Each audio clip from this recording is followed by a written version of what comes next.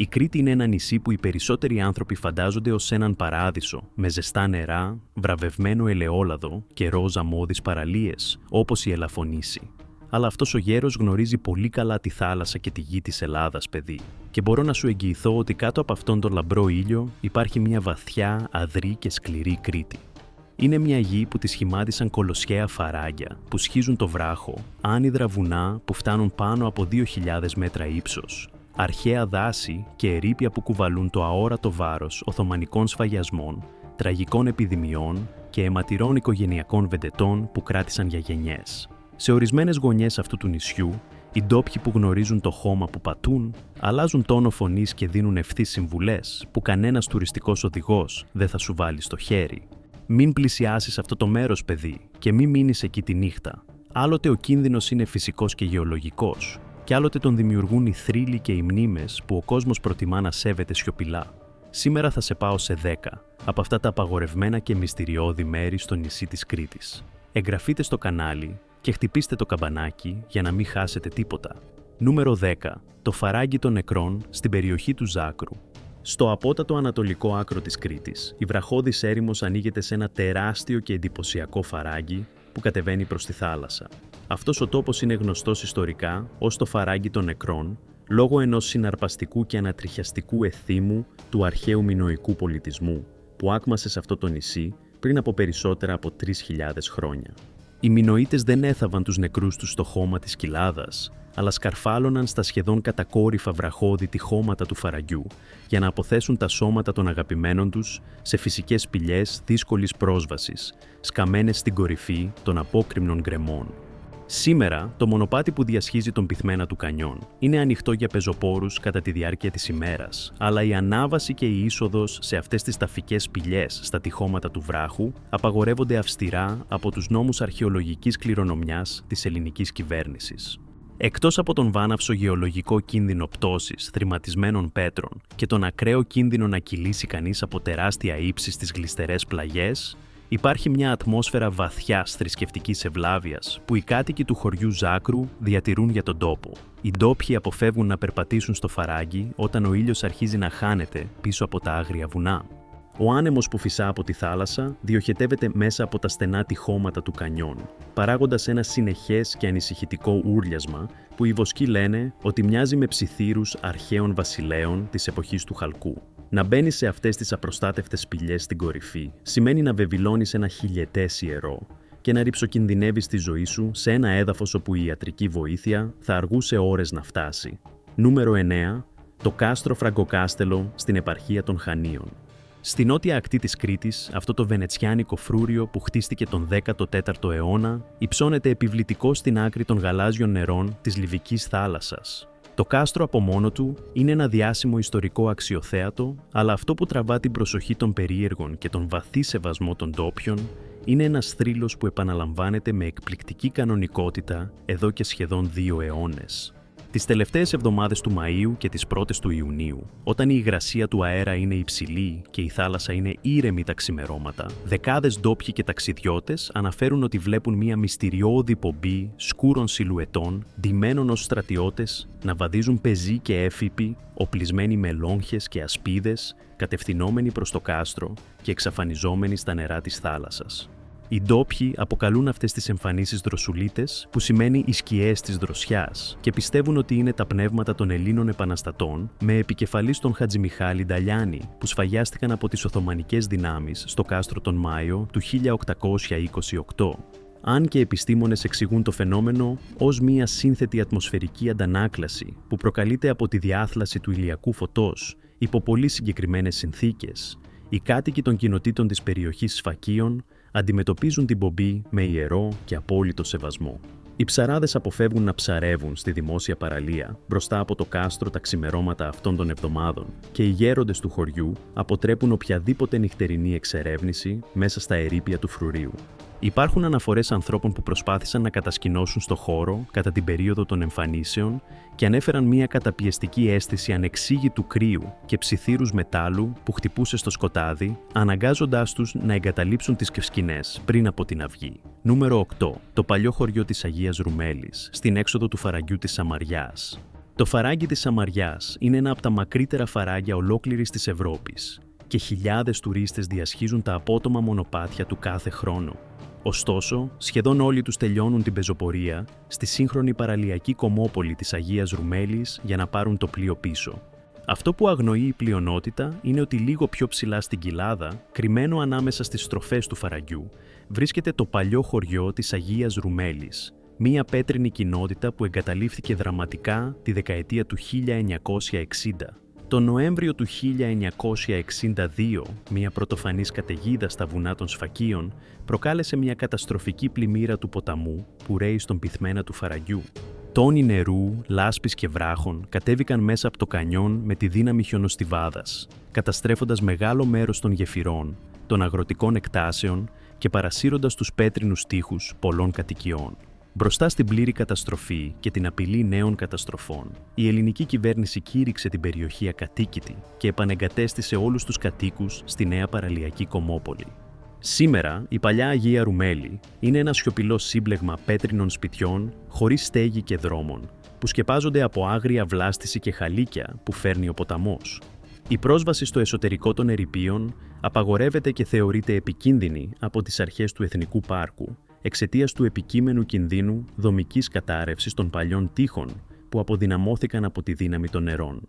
Επιπλέον, η περιοχή υποφέρει από τη συνεχή απειλή πτώσης βράχων, από τις κατακόρυφες πλαγιές που περιβάλλουν το παλιό χωριό, ιδιαίτερα κατά τις χειμερινές και ανοιξιάτικες βροχές. Η σιωπή που κυριαρχεί στο μέρος είναι βαριά και επίσημη και οι ντόπιοι προειδοποιούν ότι τα ερείπια ανήκουν στον ποταμό και στις πέτρες του φαραγγιού, που δεν δέχονται εισβολής μετά τη δύση του ήλιου. Νούμερο 7. Η ζώνη αποκλεισμού του δάσους κέδρων στην Ίσο Χρυσή, στο Λασίθι.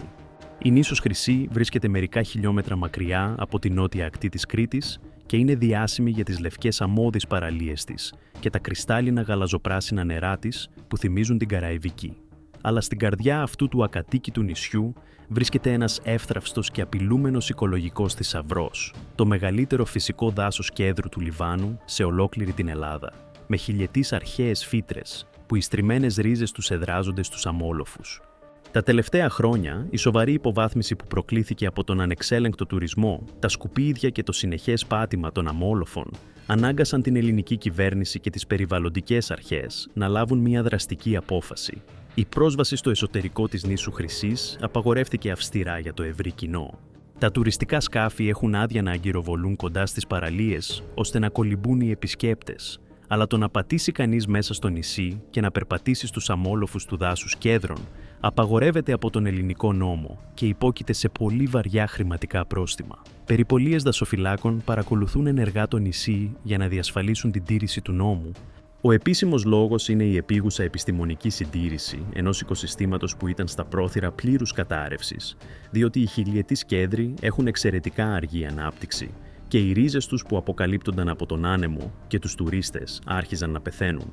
Είναι ένα σαφές παράδειγμα ότι, παιδί, μερικές φορές η απαγόρευση υπάρχει για να σώσει την ίδια τη γη από τη θορυβώδη και καταστρεπτική παρουσία μας. Νούμερο 6. Το εγκαταλελειμμένο μοναστήρι του Καθολικού στη Χερσόνησο Ακροτηρίου. Χτισμένο στα βραχώδη τυχώματα ενός βαθιού φαραγγιού στα βόρεια της επαρχίας Χανίων, υψώνεται αυτό που πολλοί ιστορικοί αναφέρουν ως το αρχαιότερο μοναστήρι ολόκληρης της Κρήτης. Ιδρύθηκε τον 11ο αιώνα από τον Άγιο Ιωάννη τον Ερημίτη και αποτέλεσε κέντρο ακραίας ασκητικής ζωής και πνευματικής απομόνωσης για αιώνες. Οι μοναχοί έχτισαν πέτρινα κελιά απευθείας στα γκρεμνά και έστησαν μια μνημειώδη διόροφη πέτρινη γέφυρα για να συνδέσουν τις δύο πλευρές του βαθιού φαραγγιού. Ωστόσο, η ειρηνική ζωή της κατάνοιξης διακόπηκε τον 17ο αιώνα.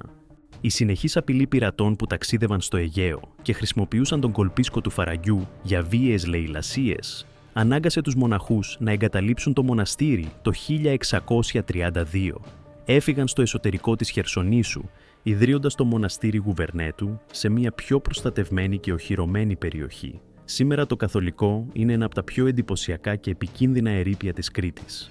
Η πρόσβαση στα ερείπια απαιτεί μια μακρά και δύσκολη πεζοπορία σε ένα μονοπάτι με φθαρμένα πέτρινα σκαλοπάτια που κατεβαίνουν στο φαράγγι. Οι τοπικές αρχές πολιτιστικής κληρονομιάς και η μοναστηριακή κοινότητα του Γουβερνέτου απαγορεύουν την εξερεύνηση χωρίς επιτήρηση και αποθαρρύνουν την είσοδο στα πέτρινα κελιά και στα ανώτερα ανοιχτά δώματα. Η δομή των ερειπίων είναι σοβαρά φθαρμένη από τον χρόνο και την υγρασία του φαραγγιού, παρουσιάζοντας πραγματικό κίνδυνο πτώσης χαλαρών πέτρων και μερικής κατάρρευσης ιστορικών δωμάτων που δεν διαθέτουν σύγχρονες προστασίες ή κυκλειδώματα. Η σιωπή που κυριαρχεί στο βάθος του φαραγγιού του καθολικού είναι σχεδόν ψηλαφιτή και οι θρύλοι λένε ότι η ψυχή του Αγίου Ιωάννη του Ερημίτη, που πέθανε μέσα σε μια παρακείμενη σπηλιά, εξακολουθεί να φρουρεί την πέτρινη γέφυρα, απαιτώντας στάση απόλυτου σεβασμού από κάθε επισκέπτη που τολμά να κατεβεί στην Ιερή Κοιλάδα. Νούμερο 5. Το σπήλαιο των Μιλάτων, στην επαρχία Λασιθίου. Τοποθετημένο στους βραχώδεις λόφους που περιβάλλουν το μικρό παραλιακό χωριό Μίλατος, στην Ανατολική Κρήτη, αυτό το σκοτεινό σπήλαιο φυλάσσει ένα από τα πιο τρομερά και τραγικά επεισόδια ολόκληρης της σύγχρονης ιστορίας του νησιού. Τον Φεβρουάριο του 1823, κατά τη διάρκεια του αγώνα ανεξαρτησίας της Ελλάδας από την Οθωμανική Αυτοκρατορία, πάνω από 2.000 άνθρωποι από την περιοχή Λασιθίου, οι περισσότεροι γυναίκες, παιδιά και αβοήθητοι ηλικιωμένοι αναζήτησαν καταφύγιο στα βάθη αυτού του σπηλαίου για να ξεφύγουν από τον Οθωμανικό στρατό με επικεφαλής τον στρατηγό Χασάν Πασά. Οι Οθωμανικές δυνάμεις εντόπισαν το καταφύγιο και άρχισαν μια σκληρή πολιορκία που διήρκεσε πάνω από 2 εβδομάδες.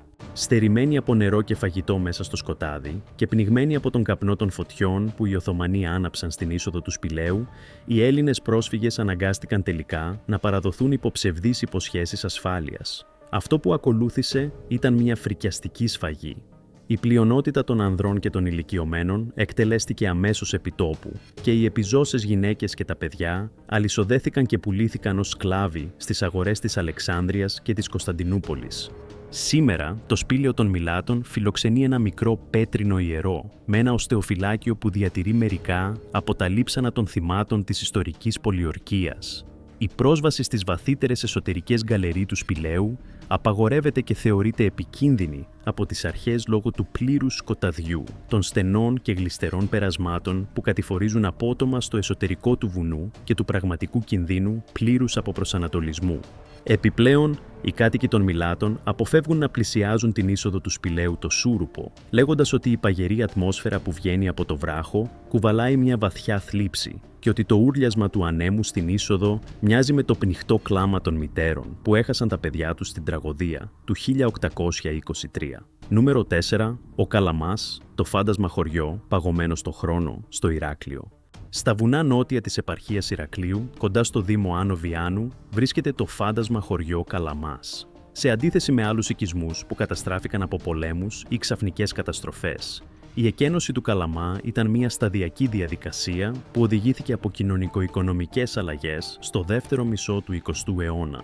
Τις δεκαετίες του 1970 και 1980, ο πληθυσμός του χωριού, που κάποτε είχε φιλοξενήσει πάνω από 600 κατοίκους, άρχισε να μετακινείται μαζικά στις παραλιακές κομμοπόλεις και στις μεγάλες πόλεις, αναζητώντας εργασία στα σύγχρονα θερμοκηπιακά αγροκτήματα και καλύτερες συνθήκες ζωής μακριά από την απομόνωση του βουνού.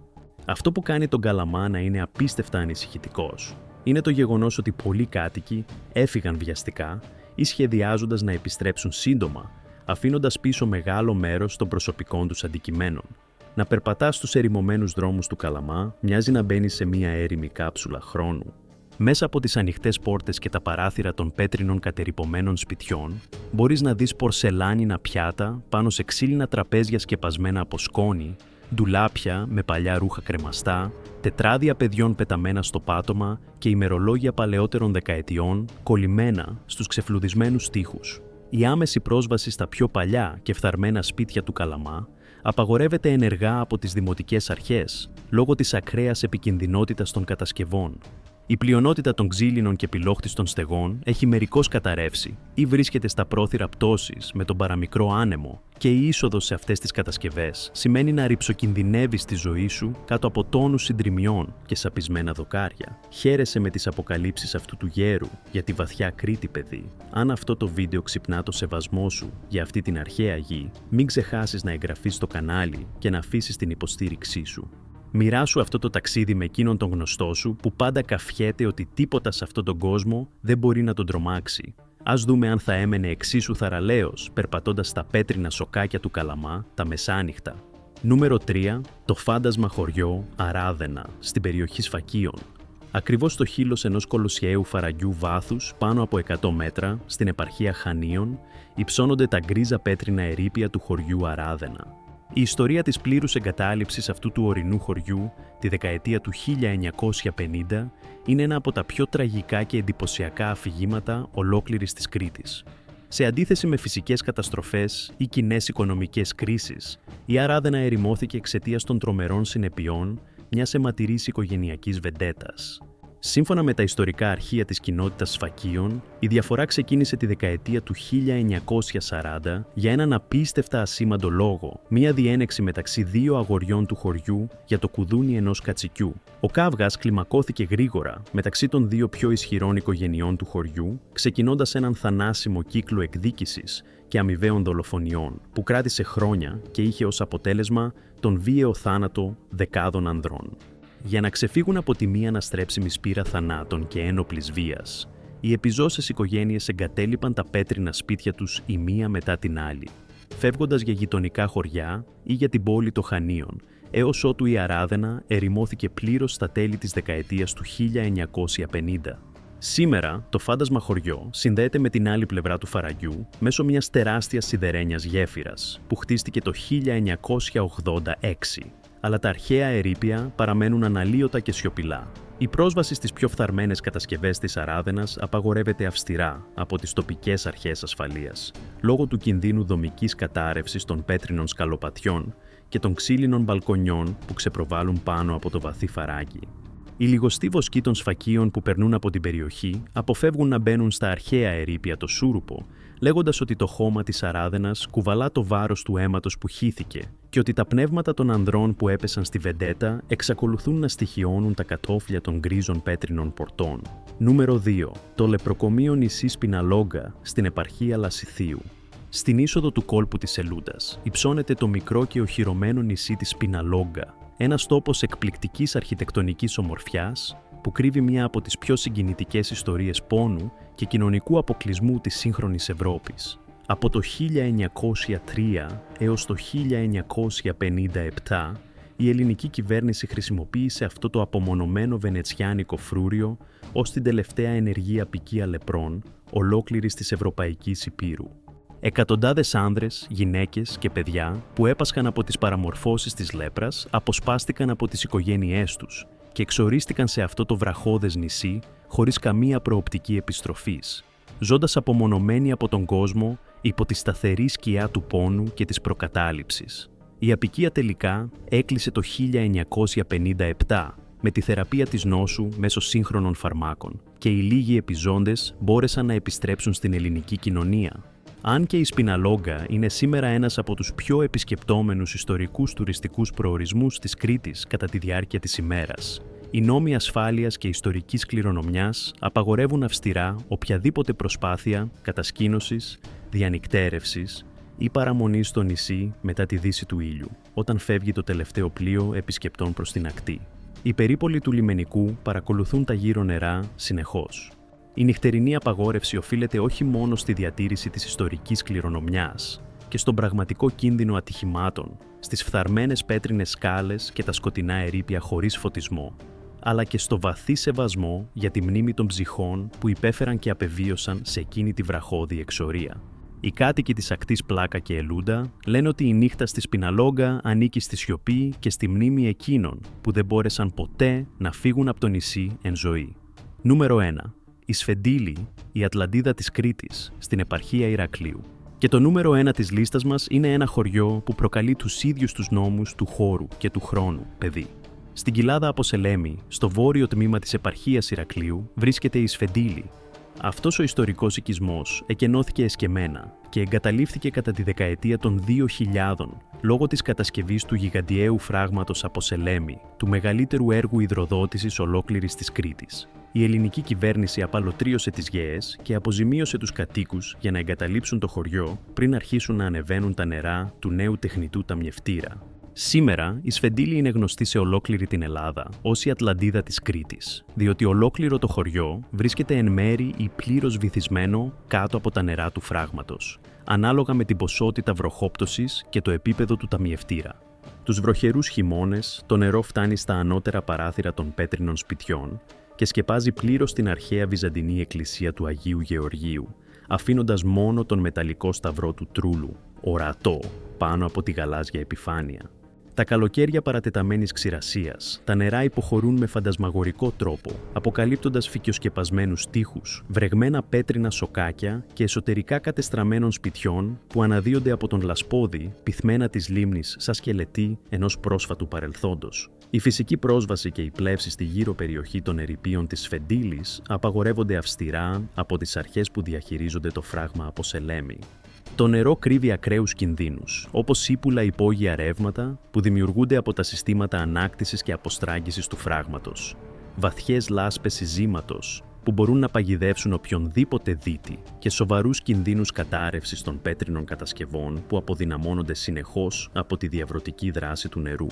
Επιπλέον, η εικόνα εκείνου του χωριού που αναδύεται και εξαφανίζεται κάτω από το νερό προσδίδει στον τόπο μια βαθιά τρομακτική και μελαγχολική ατμόσφαιρα, κάνοντας τη Σφεντήλη το υπέρτατο μνημείο της αναπόφευκτης μεταμόρφωσης του τοπίου και της αδυσόπιτης δύναμης της ανθρώπινης προόδου πάνω στη γη. Και με τη φαντασμαγορική Ατλαντίδα της Σφεντήλης κλείνουμε το ταξίδι μας στους 10 απαγορευμένους και μυστηριώδεις τόπους στο νησί της Κρήτης, παιδί.